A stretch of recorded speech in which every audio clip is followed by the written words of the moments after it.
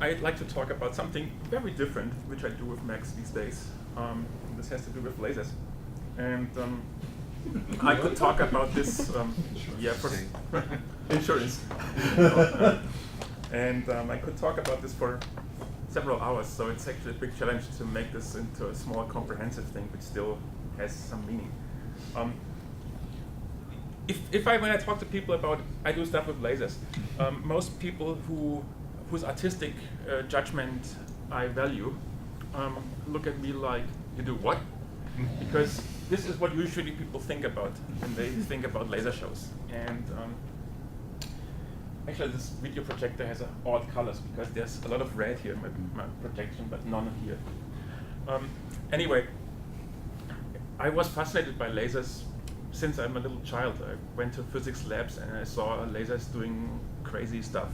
And at some point in my career, I just decided I could actually try to work with lasers because I was just curious, and I had an idea that with my programming skills and my ideas, I could come up with something that is different from this or that.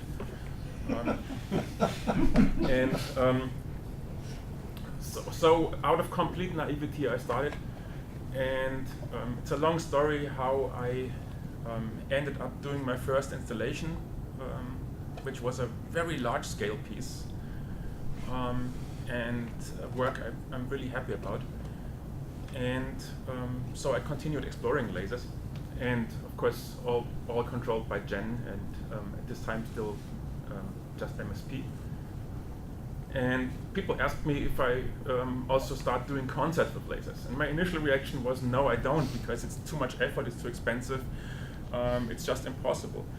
But the idea kind of stuck in my head, and I started thinking about what could I possibly want to do with lasers in a concert situation. I have to go back a bit. The installation I did was very much based onto getting a medium which is perfect for doing rapid movements to do something really slow. So I made a lot of effort to get drawings with lasers which are very precise and exactly the opposite of the sloppy thing here, but which changes very slowly. And basically I wrote one big Max patch for creating a slowly changing visual landscape with a lot of random operations and chance operations and stuff like this. Very much how I would set up an audio piece. And for my concerts, I decided I want to do the opposite. I want to do something which is highly rhythmic. And to give you a better idea what it means to work with a laser, some extremely fast introduction into how such machines work. If you want to have a full color laser, like the classical ones you see in the clubs, the green tunnels, red tunnels, orange tunnels, yellow tunnels, etc. You combine, let's say, red. This is red. So much for the projector. That's a red laser, a green laser, and a blue laser, and they combine to one beam, which is white. And then you have two small mirrors, and these mirrors are controlled electromagnetically, and they need to be super precise and move super fast. And all you can do is control those two mirrors and control the intensity of those lasers, and that's all you have. This is how an industrial type laser source looks like. This is a box of this size, which costs about 20,000 euros. I very much underestimated first how expensive my new hobby is going to be. And the only reason I can do it is because it just happened as a nice coincidence that one of the world's best manufacturers for show lasers is in Berlin, and we became friends because he was interested in what I'm doing. And without his support, none of my laser stuff would be possible, because I can rent his machines for a price which is very low in comparison to what they should be. This is the little mirrors. To give you an idea, this is a mirror of this size, like 3 millimeters. This is 3 millimeters over 4. This is 5. And so those mirrors can be controlled by analog signals. So I can actually use audio signals or outputs from a sound card to move those mirrors, and I can use audio signals or misused audio signals to control the intensity of the laser beams. So therefore, simply hooking a DAC to a max patch and pipe it out through a sound card which supports DC output is all you need. And the rest is dealing with the limitations. And that's exactly why I find this medium interesting. In synthesis, there's nothing which you can't do anymore. And if you want to have 10 million instruments at the same time, well, then buy one of those Apple trash cans and there you go. With lasers, it's a different beast. Drawing one circle is a very simple thing. Basically means applying a sine wave to one axis and another sine wave shift 90 degrees, 45 degrees to the other axis, and there's your circle. Drawing a dotted circle is also simple. Draw the circle and turn the laser on and off every few degrees, and you get a dotted circle. Have the blanking of the lasers with a slightly different speed than the rotation speed, you have moving dots. So that's all quite straightforward. Things get dramatically complicated if you want to draw two circles, because all you have is one single laser beam, and the only reason why you see a circle is because it's moving so fast that your eyes are tricked into seeing a circle. Drawing two circles means you draw one circle, and you turn the laser beam off, and you move the laser to this, another point in the image, and you start drawing the second circle, and you turn the laser off. And all this is mechanical, so there is, it's not infinitely fast. So you need to draw a little bit more, you need to have some overlap, you need to have some experimental time where you blank the lasers. And drawing something like 10 circles which are moving independently is quite a challenge. And it took me a lot of time to actually figure out what's the perfect approach. And so I did a lot of actually homework on the very basics. Again, like filter design, learning about how to actually get the results I want to have. This is a photo of one of the best performance as the venue is concerned I had with the first iteration of my laser show. That's in Siena, at the theater. And so what I do is I project on a screen, but I also make use of the fact that with fog you can see the laser beams. And I find this really, really interesting to have this connection between the screen and the projectors.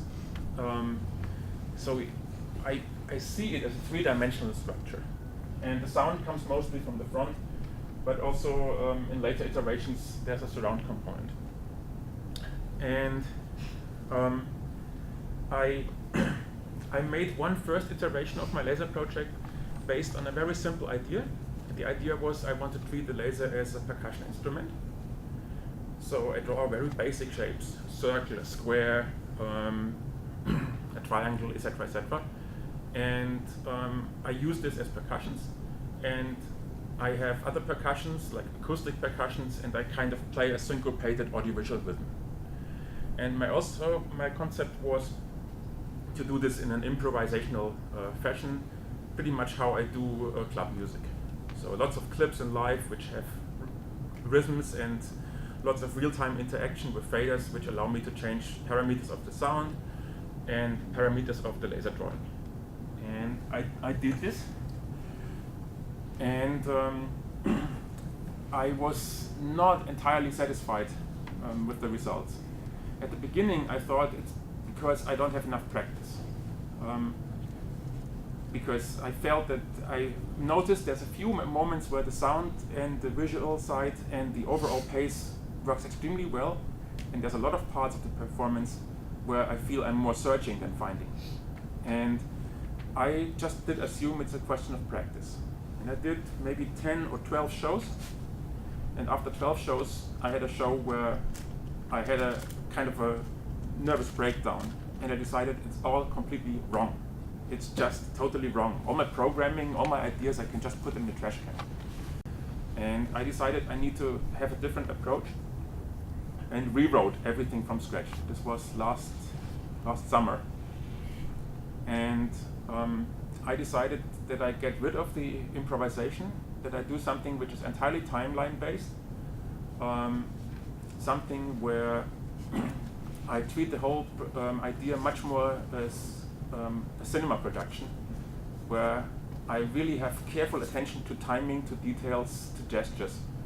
And I also wanted to be able to draw much more complexity and to have much more options. And I rebuilt everything from scratch. And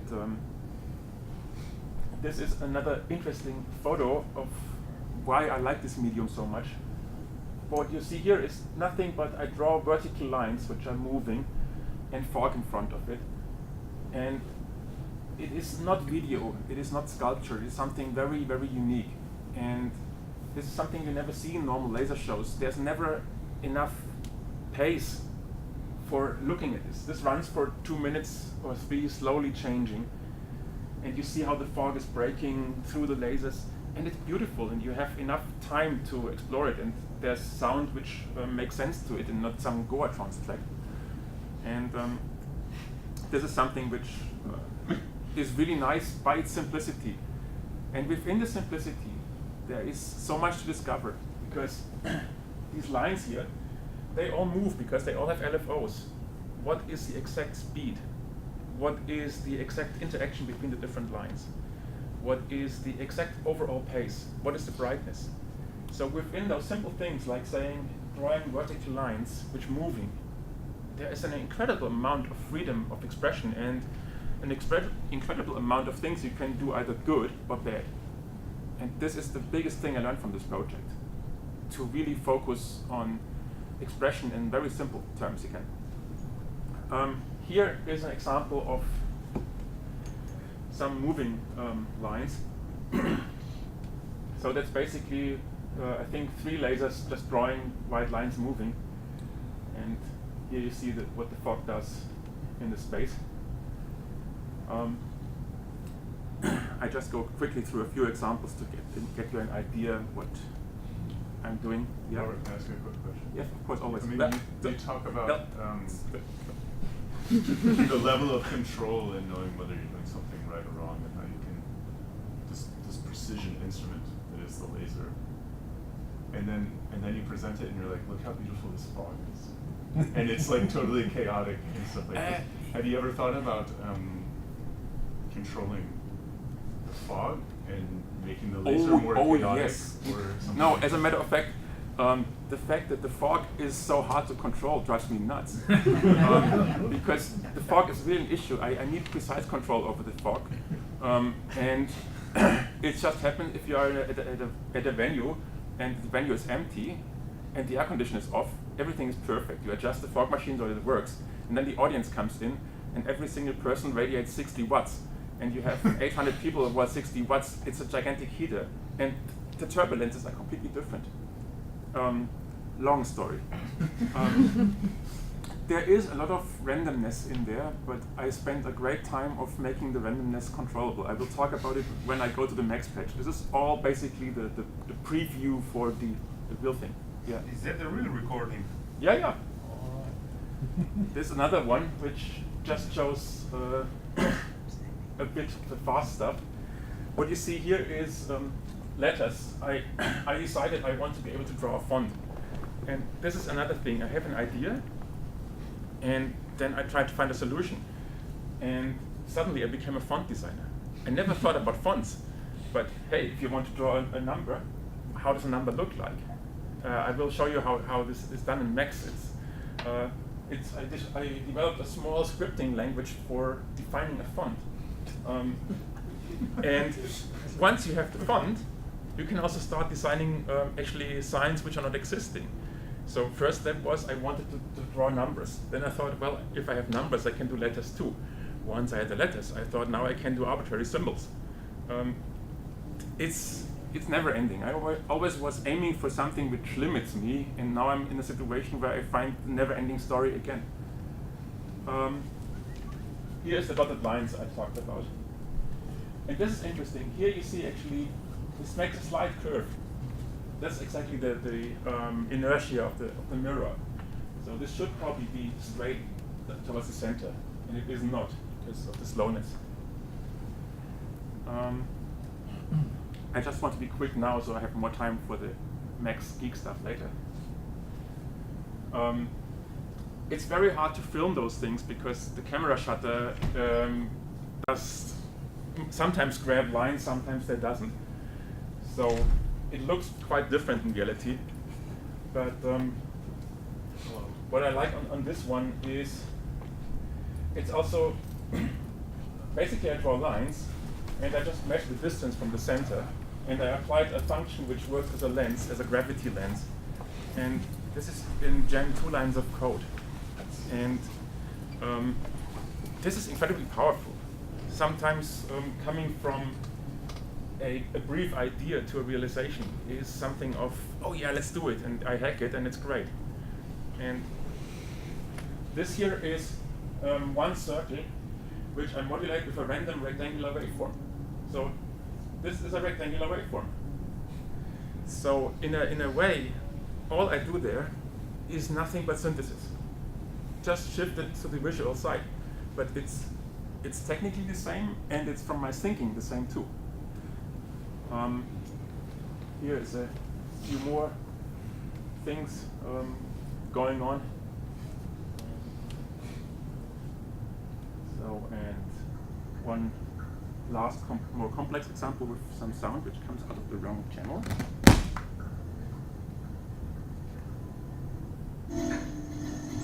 It's just a microphone from my iPhone. I was so busy preparing that I didn't have time to make any documentation.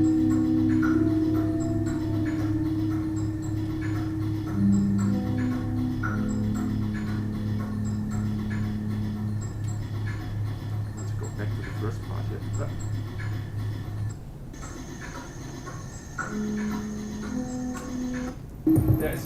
I can't pause this. Why not? Sorry. Because there's an important detail. Yeah. I draw lines. That's basically lines where I use noise to create visual noise. So it's really just audio noise which creates a visual dotted line. Usually when I draw multiple lines, I turn the laser off in between, just like I turn the laser off between the shapes, between the circles. But in this example, I deliberately left laser on. So you see these very thin lines here with this nice curvature. This is actually the movement of the mirror at the time where it should be normally off. So just how we can embrace artifacts of audio things, we can embrace the artifacts of laser medium too. We can say actually it's beautiful how the mirrors move. This is the stuff which in every commercial laser show you would blank out because it's not meant to be seen. Well, actually, if you show it, it can be really beautiful. See how those lines interestingly connect all these lines.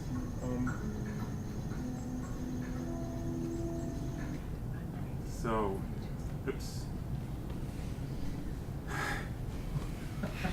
Did I say that I hate Keynote? Okay. So here is, we're getting closer to Max.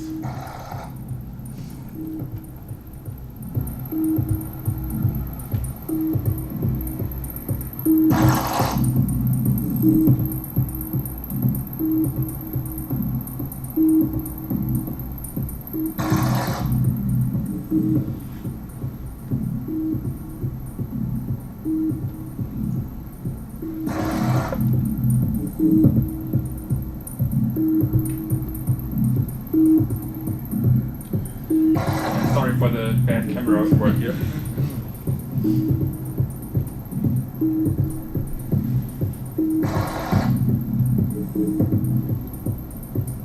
Yeah, faster.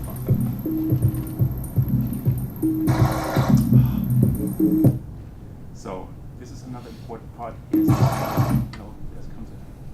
Yeah.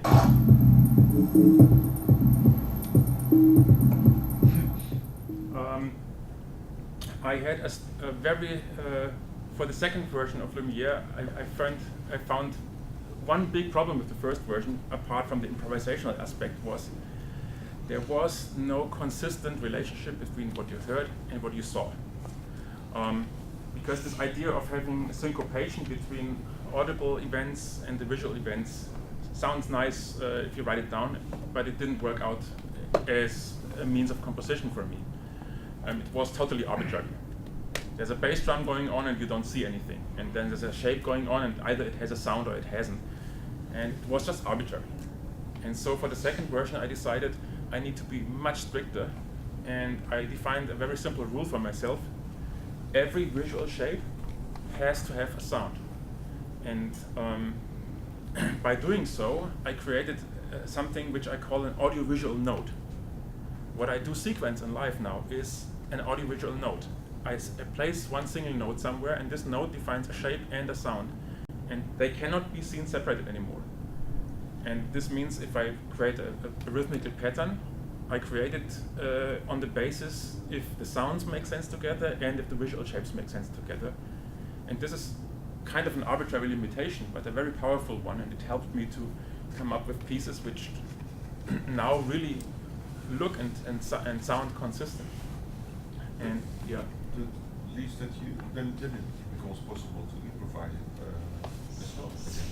Yes, but what the improvisational part does not solve is that very beautiful things happen when I change a few small parameters very slightly. I work a lot with timing and interferences, and I just felt that I can achieve much greater impact if I have more gestures than I can control. So for instance, making things larger, larger, larger, brighter, brighter, moving faster, changing the sound accordingly, having a break into darkness, moving on, and all this with a really perfect pace. This is something I just can't perform with reasonable amount of controls and 8 fingers, 10.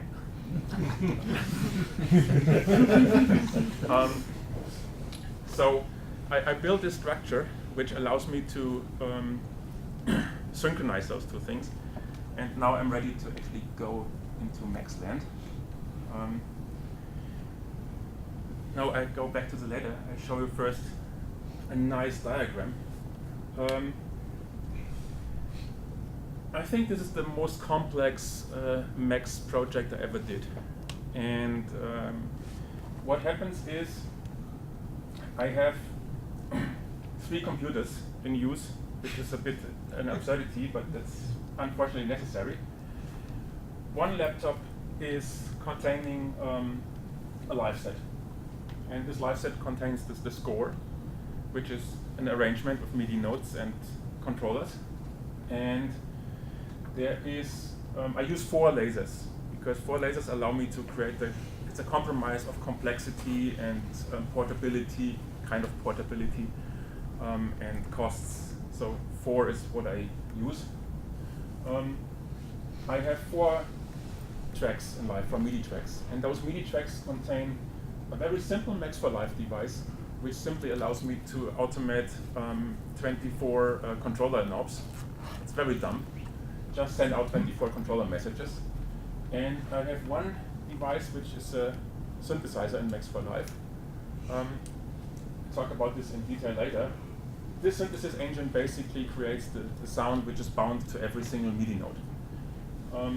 So 4 lasers, 4 of those iterations. What the output of this towards the lasers is very, very straightforward. It's just MIDI. And this is very deliberate. I wanted to have something which is extremely robust and simple, and which does not which does not cause any scheduling conflicts.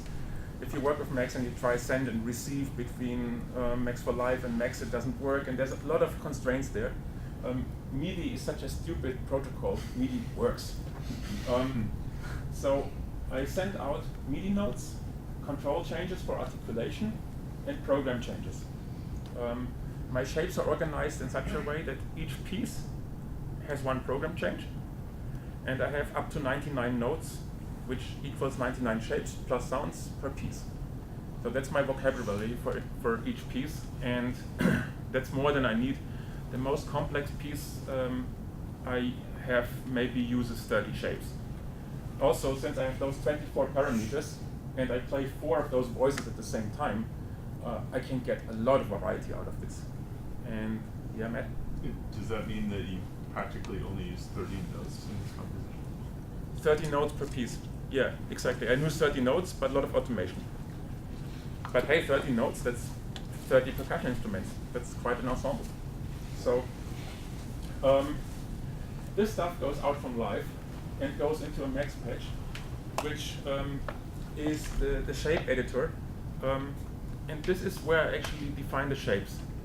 And I define shapes by a scripting language I created. Very, very basic, very simple, which is just used to basically bind text to nodes. I send a program change in a node, and what happens is this thing recalls a bit of text, and the bit of text is sent by UDP to the 2 other laptops, and 2 other laptops drive the lasers. I'll show you details about the language later.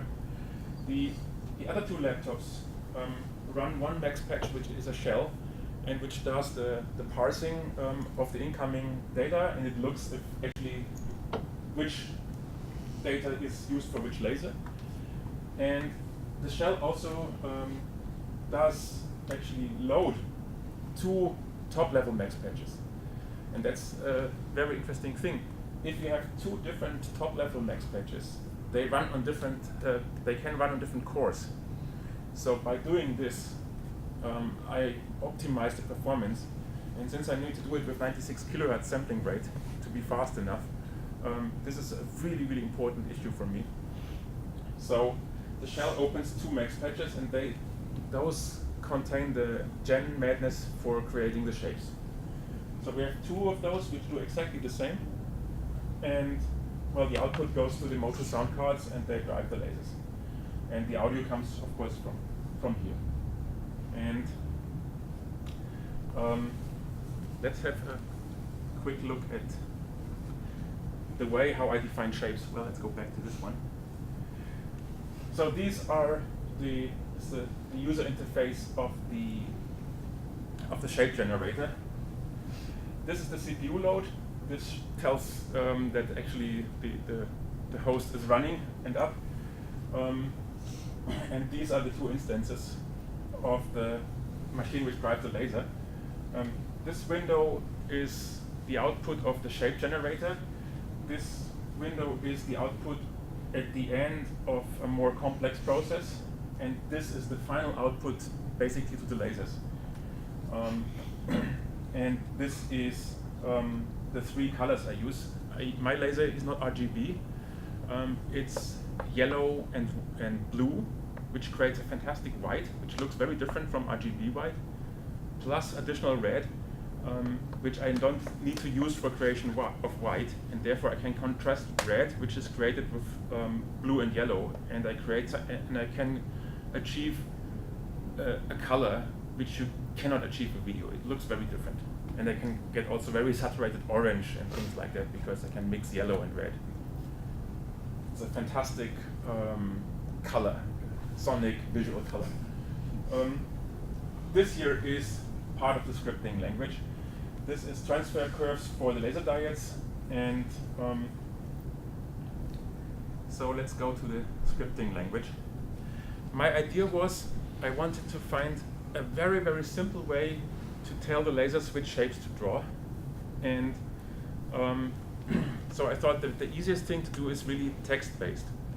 And so a typical, and the format I use is I start with a capital word, which describes which basic shape it is. I have shapes like circles, squares, these are U figures, lines, crosses, stuff like this. If the first word is not one of those 5 or 6 known words, it's actually treated as text. It's very simple. If I want to write Robert with the laser, I just type Robert here, and it doesn't find a shape called Robert, so it knows I want to draw ASCII. The next argument is the frequency. This is the speed with which the frames are drawn. In theory, you could say, well, you could just optimize this, that it draws as fast as lasers can do it. but it's not so easy to determine how fast is, because as a matter of fact, there is no strict limit. It's mechanical. If you draw too fast, the shapes start looking not so good anymore. But not so good is a subjective thing and not objective. So I'd rather be able to type the frequency in here to find the best compromise between speed and quality. Or if I want to deliberately draw something slower to get some flickering, then I type in 20 Hertz and then it's flickering. Then comes some arguments, and these arguments, this is an argument for a parameter, shape size. This defines that the circle starts with a size of 0.3 in an arbitrary scale. But shape size can have not only one argument, but up to 3 arguments. If it's 3 arguments, then the first argument is start size, end size, time. So every single parameter has an envelope. Every single parameter also has an LFO. And this parameter here has an envelope. Then is position offset. This has no LFO, no envelope, but it has some fancy other tag which is called meta, which should actually be poly or something like this, but for some historical reason it's still called meta. This defines that this parameter has 4 instances, and those instances are by 0% apart, and the LFO to this parameter is 1% apart, which actually makes no sense in this example because there is no LFO defined. So this is actually rubbish. But what this does is I can draw for every parameter, I can draw a single shape can consist up to 32 individual objects. So I can draw 32 circles, for instance. And each of these circles, to make sense, can have slight variation for the parameter. So let's say I want to draw 3 circles in a row. I just spread the x offset. If I want these 3 circles to be randomly spread, then I have a negative argument. The negative argument is interpreted as random. So there's a lot of tricky little details in this to make this very simple and powerful. This is about brightness. The brightness here has an LFO. There's arguments for speed, intensity, waveform. Then I have something which I didn't talk about. Every parameter can also be reset by an incoming MIDI node. So I can draw a circle, for instance, and can use a MIDI node from a different channel to reset the size to initial value or brightness. So I can draw 10 circles and use MIDI nodes to actually play the size of these things. Then I can superimpose another parameter which was originally meant to be a JIT matrix. That's why it's called pixel, but it turned out to be something else at the end. And there's another parameter, another argument, which is called fish, which is called fish because it was in the first iteration a slow changing of brightness, which was asynchronous to the movement. So you get this swarm of brightness moving along with the shape. And for me, it was like a fish thing. Anyway, so this, for instance, would be a typical description for a shape. And what happens inside the shape generator is I take the text, I look for capital letters and for numbers and all these things and hack it apart. I used regexp for this until I got crazy with it. Now I just hack it into single integers with Atoy and apply some madness, and it works perfectly fine. I was working a lot on this stupid text parsing. What happens then is the thing which I'm really proud of. How do I actually create a DSP real-time thingy from my parameters? I write it directly into buffers. All my data is contained in buffers. So I have a few buffers which contains all the parameters, And if I have something like 60 or 70 parameters, up to 32 instances per parameter, so there's a lot of data there, and this is all in one big audio buffer. And this audio buffer is referenced inside Gen, and the first thing which happens is there's my LFOs and envelopes running on it. So there's data which defines what the envelopes do, and the LFOs and the envelopes and the LFOs then can manipulate other parameters there. It's really low level. It's actually pretty much how you would do this with a microcontroller. And then I have the shape generators. These are the things which draw the basic circle, square, etc. for the ASCII. The output of the shape generators is the X and Y coordinates and the blanking if I draw, for instance, multiple shapes.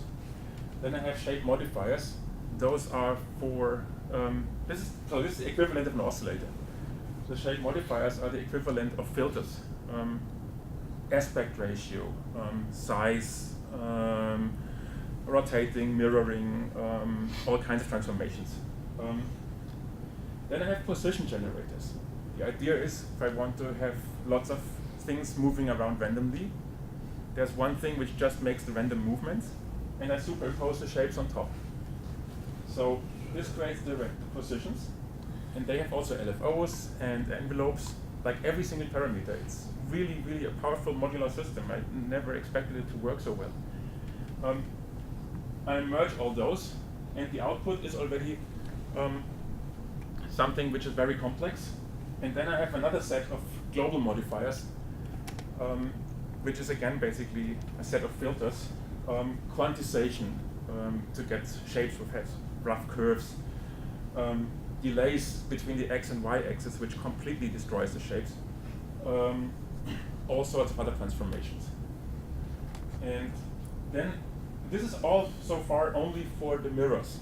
And then I have a completely independent stream which controls the three lasers, like the light sources, which I use for the brightness, for the color, for the blanking, for random blanking, all that stuff.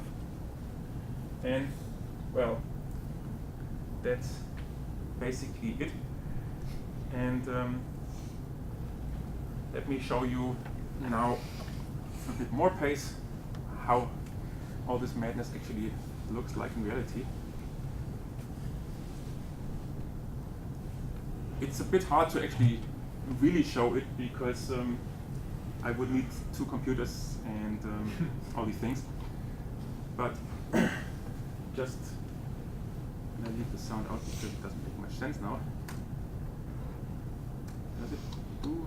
Is there something? Yeah. So you see here the live set is running, and you see here is incoming MIDI nodes. This is the nodes for modifying the shape, which is already existing. These are the shapes, which means these are the MIDI nodes which actually trigger the text here. And this is the real-time control, which is basically all those controls. And so this basically recalls the text script. And I can just type in here and change it. I even was so mad to build an undo function, which unfortunately doesn't work 100%. Just like Max Power. Yeah.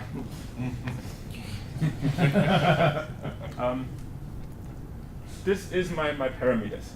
So this is basically, well, there's a few more here. Yeah. So this is the things I have on hand to actually create the shapes. So shape size, shape aspect ratio, global rotation of everything, brightness dots, like for dotted lines. This is the intensity, the ratio between on and off, dot frequency, noise, the global lens effect for this kind of inward stuff. Robert, this is a preset maker, so this is how you make your notes? This is how I make my visual notes here. And once they're made, then they stay that way during the performance? Absolutely. No, God. This is really, building the shapes is one. The process of building the shapes and building the sounds is basically the same as building a preset or making a sample. And then I work with it. Do you have nodes which actually don't draw anything but just modify things? These are those nodes, and this is no. That's let me actually see if we maybe have even a preset where something like this is in there.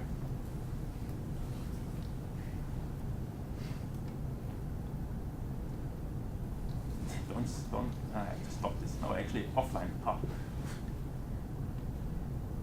I spent so much time making this workable interface. Okay, do we have a note in here? Yes. So it's hard to read, I guess. It's drawing a circle, and it's doing a size offset with a node. So every time it basically draws a circle, and then I can use repeated MIDI nodes to change the size, like tuck, tuck, tuck, tuck, but without recalling the preset. So for instance, I could have something where the position of the circle slowly changes, and while it happens, a MIDI node is triggering the brightness, which I couldn't do with just simply re-triggering the whole preset. This is all kinds of stuff for controlling the lasers, like for alignment, position of the laser on the screen, all these kind of things. This is all the transfer curves for the laser diodes. So basically this is something I don't want to touch anymore after setting it up. Setting up something like this takes 2-3 hours for getting this all in shape. But I want to, before I open the laser engine, which is on this other computer, I want to dive into what I do sound-wise here. So I have these MIDI nodes, and those MIDI nodes trigger the laser shapes, and this works beautifully fine. And I kind of thought, and I make always the same mistake, I do sound all the time, so it shouldn't be a problem. And I didn't even think about what it means to have something that creates the sounds in the same way. I just thought of use a few rack chains and chain selector and stuff like this in live, and stack a few operators, and it's all good. And then I made some math, and I figured out, oops, that's a few 10,000 instances of operator. That's not gonna work. And then I thought, okay, if I buy one of those 250 core ashtrays, how would it work then? And then I thought the only thing which works then is that I have no money for buying ice cream. So I gave up. And I came up with something which is very simple and very effective. This is a custom-made synthesizer, which is super basic. It contains an oscillator with a few waveforms. It contains an FM section, another oscillator which creates just like fast pulses, like a pulse train thing, 2 LFOs, a noise generator, and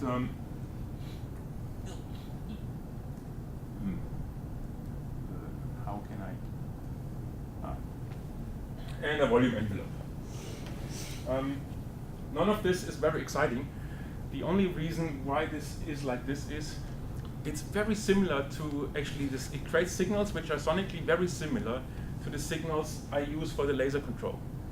So they kind of have an aesthetic which is even believable as a signal created by the laser.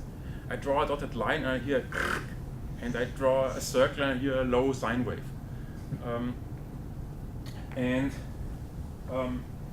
What is the essence of this is this can switch presets with sample accuracy, if needed once per sample. This is the program change. This is the MIDI node. So every single MIDI node, see every single MIDI node. Well, if it's assigned, it's only I only assign 8 is a bad one because there's not much going on in 8. Yeah. So you see, if I change the incoming MIDI node, all these knobs change. But the knobs change at a very slow rate. this is not the thing. Yeah. How is it possible to achieve sample accuracy? Thank you for the question. No, actually, this is it's totally stupid once the idea is clear. And let me show it to you. It's even easier. Where is it? I have a bigger screen.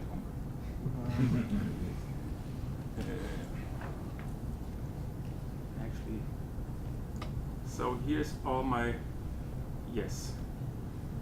Well, this is strangely empty now. Anyway, so, because I opened it, yes. This is one thing that would drive me nuts. It loses the content of buffers if you go in edit mode.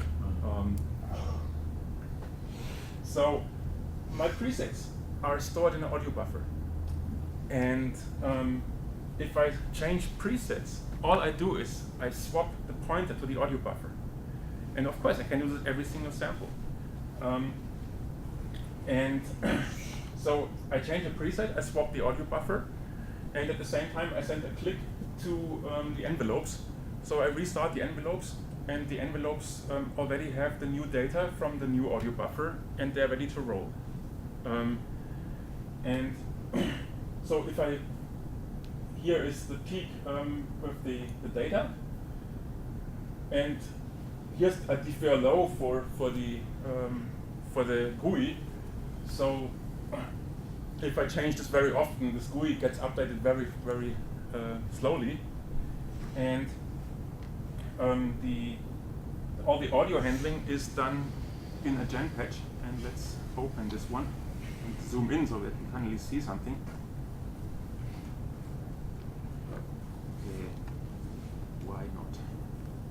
View, zoom in. Ah, yes, of course, always like that.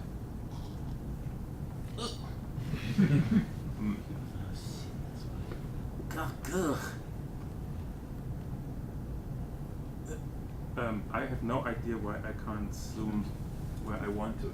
Anyway. Ah, there. So, let's see if I find something really interesting. Well, simple thing, fade in at node start, because this is of course monophonic. The lasers are monophonic, so the synthesis is monophonic too. But what I want to see here is, since Pete mentioned it, smoothing is very important.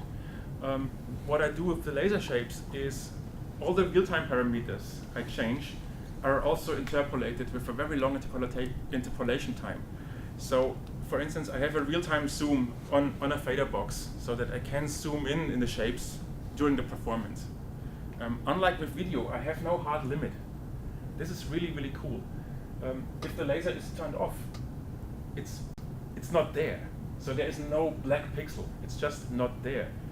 I draw a circle here, and you have no idea how big the biggest possible circle can be, because I'm not limited to this. So what I can do is I start a performance with something which is of this size. And you don't see the screen anymore because it's pitch black. And at some point, I just move the slider like a pilot would move the big lever, and the circle goes like that, and shoots on the ceiling of the venue, and everyone's like, ugh, because this is possible. And these faders are interpolated. So the trick is, the slower you interpolate, the larger is the sense of size. Because large objects move slow, and it really works perceptually. You make a slow change, and you really feel it's big. And you make it, you don't have the interpolation, and you move the slider, and it goes like, and it's small. It's pretty nice. So, well, and then there's just very simple stuff. Here's a pitch envelope, here's the LFOs, and all these things. One little thing with the random LFO. So I have random LFOs for the laser generator, which, let's say, for instance, control the size of an object in a step fashion, like cluck, cluck, cluck, cluck, cluck. It's running on a different machine. But I also have audio on this machine, and I want to have, let's say, a pitch a change, tuck, tuck, tuck, tuck, which is A, completely in sync with the laser, and B, also small event, high pitch, high event, low pitch. So what I have is, I once created a random buffer, and this is shared, and the laser random generator has the same random than the audio generator, and so the randomness is exactly both on the lasers and on the audio thing. Another very important factor is I can change the pitch of the laser in real time. For instance, to make things like, if I move a circle very fast to the outside, I get a spiral, yeah, because I draw it like this and then I get larger. If I draw it fast, the spiral has many rotations. If I draw slow, the spiral has really clearly visible traces. If I change the pitch, if I draw this spiral maybe 10 times in a row, zack, zack, zack, and I change the pitch meanwhile, I can get through from such a spiral to a very dense spiral. The pitch also changes the pitch of the sound generation. So I hear this change at the same time. This is extremely powerful because it again creates a complete merge between what you hear and what you see. And it was quite some effort to make sure that all the LFOs on the sound generation are exactly behaving the same, including all the inertia, as the LFOs on the laser side. And this machine runs on 44.1K and the other on 96K. So there was quite some trouble to get this in sync. And now I have a situation where I can really quickly move the pitch slider and can let it run for maybe a minute or so until it gets slightly out of sync. And this is enough to keep the sensation of it being one thing. So this is actually, the synthesizer it's not really complicated. The only complicated idea was the basic concept of using the buffer swapping for the fast switching. This was the only tricky thing. Everything else was very straightforward. And I think I'm probably gonna not spend so much time anymore doing anything else than writing code blocks in Gen, because for me it's an incredible liberation. It's so much faster than this. So, but I'd like to show you, I have to quit this stuff here. Nothing really exciting happens in this one. This is was a lot of work to code, but it's really straightforward. I mean, there's a call file in it, and the call file is this one, and it just contains all my shapes. So this is all my description for my presets, basically, my whole library. And at the very end is actually the transfer curves for the laser diode. This is basically the color correction, because they are not 100% the same. So I need to do some adjustments here. And at the very end, the DMX channel for the fog machine. So, but let me show you no, definitely not.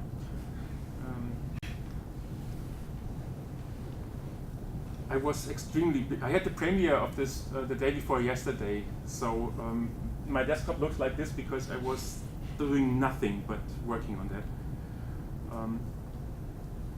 Lumière main, yes. So yes, motor not loading. I'm not surprised. It's good. It should be red now, actually. Of course, it's red. Yes, this is red, but not on this beamer. Because it's complaining that the motor is not loading. This is one thing I made a practice of myself. If I do a performance patcher, I would say I spend at least 10% of the time to make sure it runs, which includes all kinds of safety nets, includes all kinds of backup stuff, and just a lot of consideration for what happens in the worst case. For this show, this is especially important because due to the rent of the lasers and the size of the show, this show is really expensive. And this is this is a show which is at a level where failure is not an option anymore. If I play at 3 in the morning in a club and my computer crashes, it's a bit annoying, but I restart it. If I play at Centre Pompidou and this crashes, I'm done. So I spent a lot of time trying to make everything work as stable as possible, including the fact that if it crashes, it needs to be really fast in recovery, and you can't think straight anymore, so the machine needs to think. So this is resetting all the driver settings in Max, like starting from core audio to vector size to schedule and auto interrupt and etc. etc. All things which could possibly go wrong are done here, including the fact that it tells me now to switch on the damn motor. We ignore this. Oh yeah, reset driver, no, not initializing. We pretend the motor is there. And now this is loading the 2 engines. And so this is one of the 2 computers that drives the... Exactly. Now I pretend that this was one of the 2 Yeah. computers driving the lasers. Yes. And so there's not much going on here on the surface level. Set shape parameters. So let's see what I do here. Instance data routing. Okay, this is very simple. This is just making sure we have the right instance. Yeah. So this is where things got interesting. I check if the text is data, node data, real-time control, or system. Data is the one which is the interesting stuff. I do an interesting, very simple trick. I have 2 sets of buffers for data, a shadow buffer and the active buffer, because I can never stop drawing. I'm over time, right? Okay, 2 more minutes. 1 more minute, 5, 10. I draw a shape, and it has to draw constantly. And if I want to draw a new shape, I just use basically the upper half of my data buffer, fill it up with all the new information, do all the initialization, everything, and once it's done, I wait till the shape is finished with drawing at a specific point, and then I swap in one sample. And this allows me to have this fast switching between shapes without glitches. So this is here my buffer swap. And first thing that happens is I initialize, because I only want to, since the synthesis is described by a scripting language, I don't want to tell all the things which are the same. If I just want to draw a circle, I don't want to define 64 parameters which are all at 0. So first thing is initialize everything, and then on top change the stuff which needs to be changed. That's initialization, blah blah. Then I look if a parameter is actually existing. If a parameter is not existing, then I send an error message to the server and say, dude, that's wrong, because I made a typo, and it's very essential that I get feedback that it's a typo. And at the very end of the chain, comes peak buffers. So this is filling the buffers. Here's the fanciness for creating multiple shapes with the random derivations and the random derivations for the LFOs and everything. So this is all the Max side of things. And then comes the Gen side. And this is which did cost me a lot of time, because I spent so much time trying to make it as CPU friendly as possible. So, smoothing of the parameters, smoothing for the manual zoom, which is even slower than the other parameters, initialization of a few stuff, creating the sync signal for the shape drawings, basically the shape drawing oscillator. Feeding stuff for the node injection thing into the correct buffer. LFO main loop. this is the thing which was for me the mental breakthrough. I understood that having 3,200 LFOs is actually something which doesn't need more lines of text than this in Gen. And I mean, if you come from Super Collider, that's old news. If you come from patching in Max with old school, then this is great news. I just iterate through this 3,200 times, and I do this in a clever chunk-wise time, because I only draw one circle. If I draw 32 circles, I don't draw them at the same time. I draw them sequentially, so I can also run the LFO sequentially. So I did a lot of kind of tricky things, which in retrospective are very simple, to make sure that the CPU load is constant. And there are some things which only need to be calculated after a shape is finished. Like if I want to draw a moving circle, I actually don't want to move the circle while I draw it, because then I would get a spiral. So instead of I draw a circle, then I calculate the LFO and draw the circle, like frame-wise. But if I want to change the size of the circle, I want to get the spirals. So I need to do this as fast as possible, because if not, I would get spirals which look like segments. So there's one LFO loop for the size, which has to be fast. That's the first one. And then there's a second one for all the other parameters, which is slower. And then comes basically stuff which creates positions, and stuff which creates the shapes, and so on. And every single part of it is totally simple. And this is what I love with Gen. Simple things are simple.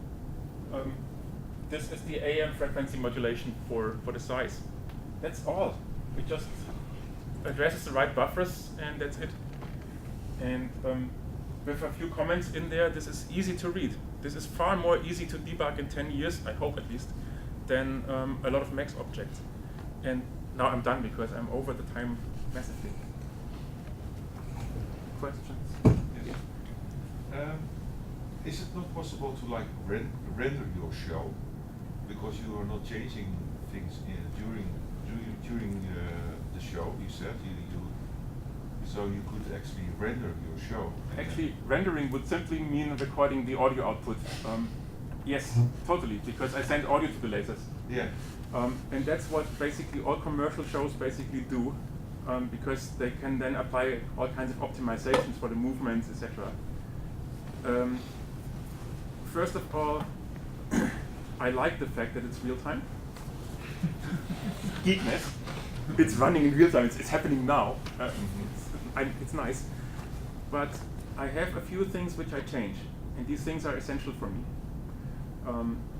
That's the one thing I changed during the performance is the brightness, which could be done relatively easy because it's a process at the very end, but it's also a process which takes into account the dynamic of the lasers and a lot of other things. So it's more than a multiplication, but it could be done. And the other thing is the zoom, which is also something which I could potentially do as a afterwards multiplication at the end. The reason why I don't do it is to create the show. I need to have the tools anyway. Yeah. So it doesn't save me anything for the creation. But it saves you two computers that you don't have to take. Yes, but no, you're right. But there's one good argument for it. So I have to have a big space to work with the lasers, and I have to rent them. They're expensive. Actually, my show evolves every time I have a sound check. Setup takes half a day, so there's always half an hour where I can say, this specific part needs to be 10 seconds longer. This part needs to be repeated. And I can do this because it's real time. And for me, this is a big value, because the only way to improve the show is during sound check to make it better. And I personally find this very essential, because I couldn't just press play and say this is it and present it for half a year without changes if I feel there's things which are so easy. I have one moment where I draw only white, And there's one moment after half an hour where I suddenly switched to red with a big red circle. And the initial impulse you have is you have to do this with a big bang, yeah, of course, to make the biggest impact. Before that, I already raised the volume because I do a lot of flickering with white lines. Next time I perform, I want to try the opposite. I want to have it massive, loud, loud, loud, loud. And when the red circle comes, switch it completely to silent, because I believe this is stronger. And I cannot do this now because I cannot test it. So I can only do it during the rehearsal for the next show. How did you originally make it? Where were you? I had the lasers at home, and I turned my I turned my apartment into a research lab. It looked crazy, and I wonder what my neighbors think, because the stuff is, you know, I have to work with full brightness. It's so bright. They must see all these flickering lights at night and think, what the hell is going on? I also rented a fog machine, and this was great fun. So, yeah. I think one of the photos was actually from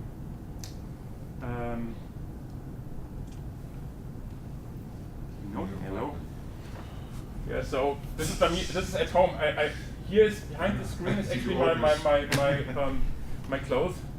So I just put up the screen, and this is dark gray, because with dark gray I get a little bit less brightness.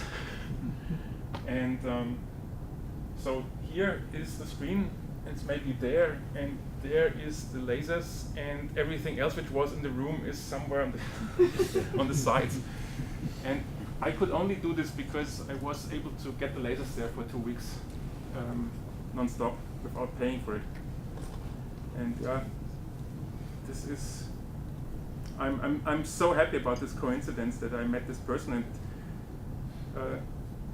I guess it's a geek story again, because the CEO of the laser company is a physics guy, and he came to do this job because he studied physics, and some artist, this was in the early 80s, and an artist approached his prof saying, I'd like to work with lasers, do you have a student who can help me?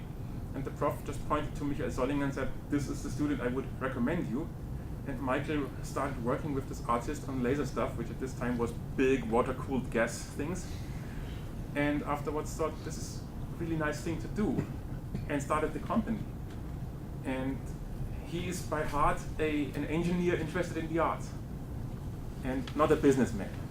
And that's why when I came and told him what I want to do, I talked with many companies before, and I got sentences like, are you sure you want to use lasers and not video? As if I'm stupid and I don't know the difference between vector graphics and pixels. And he was the guy who said, and I was naive too, as I wanted to buy a laser. I had no idea what it costs. And I came to this company and said, I want to buy a laser. And he just looked at me like a little boy and said, well, you don't know yet what you want to do. You need to try things out first. And then I said, yeah, and? Well, come by next week and try things. And that's how it worked. And then I tried things, and I was nervous like a school kid. And he looked at what I was doing, and he was interested. And he was the one actually who managed to get my first exhibition, because I was in my naivety, I wanted to do something with a small laser for a small gallery in Manhattan. And it turned out that it's impossible due to laser safety regulations, and it turns out that small lasers don't exist which are precise enough for what I want to do.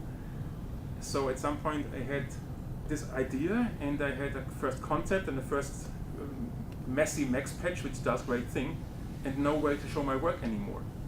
And he was the one who, with his connections, said, well, I have an idea who you should ask. And I ended up doing it in France, in Nantes, at an art space. And this was how it all started. By the way, one last thing, because I find it a very interesting experience as an artist. I went to France to talk about my installation. And at this time, my installation was not nearly finished. At this time, I haven't been working with more than one laser, and I brought with me one laser, and I threw a few things on a wall in the gallery space and said, I'm gonna do this with 4 lasers, all synced, perfectly synced, and I do very different things from what you see now. and I just pretended that it's all done. And they looked at this one laser and said, "So you can do this with 4 lasers and fill the whole room?" And I said, "Yes." And I got the installation, and afterwards I had to actually do it. And I can't believe you do that as well. no, actually, it works. It's fantastic. I do this all the time now. But you have to have really guts. You have to believe in your ability to pull it off. I mean, they never know how it's meant to be, but it needs to be somehow something a little bit in the lines of what you promised. You know, so, yeah. One last question, if anyone has it. Can I ask a boring one? Just you mentioned the safety implications of using these things. Like, Oh, guys. what are they? I mean, I know you got these particular lasers. Are they extremely dangerous if someone looks at them? Let me.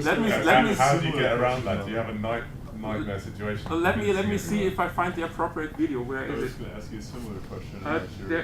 There's somewhere is a nice video on YouTube which someone shot.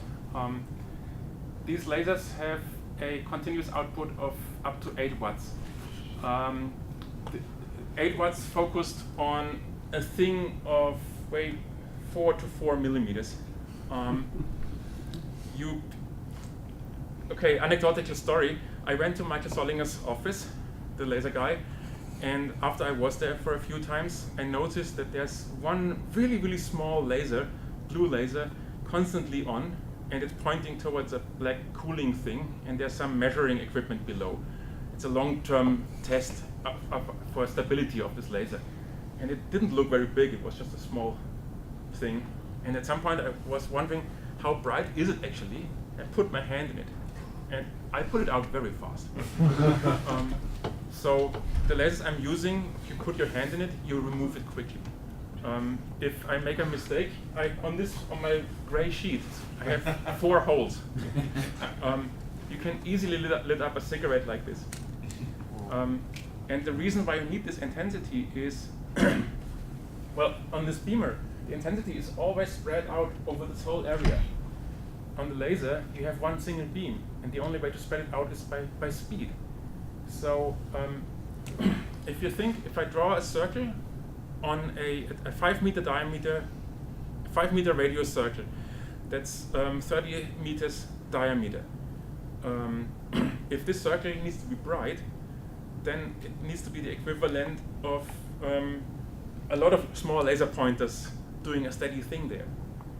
So you need a lot of energy if you want to draw complex figures on a large scale.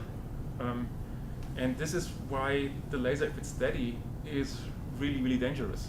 And so you can set things on fire, and you can easily ruin your eyesight. At the same time, if I move the beam fast, it's not a big deal anymore.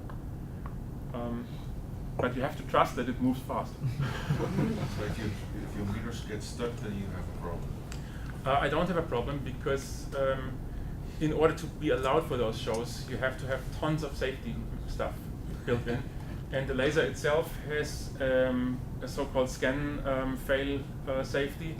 So there's constantly a system monitoring the movement of the mirrors, and if it gets below a certain speed, it just shuts off. But it's a big part of the organization of one of those shows is actually getting all the necessary paperwork done. Oh, like university job? Oh, yeah. I've done those too. So you're not health and safety inspector now, are you? Are you a health and safety inspector?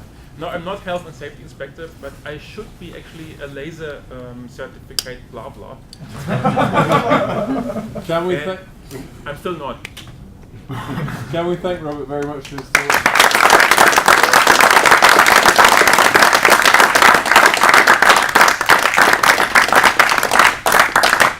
Oh, one last thing. I plan to do a lot of in-detail stuff on my website. I already wrote in-detail stuff about the first iteration, but it's all crap for now.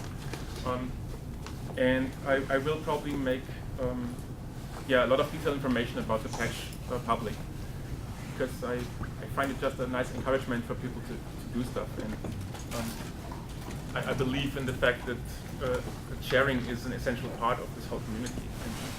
And, I need your filters, by the way. I need your lights.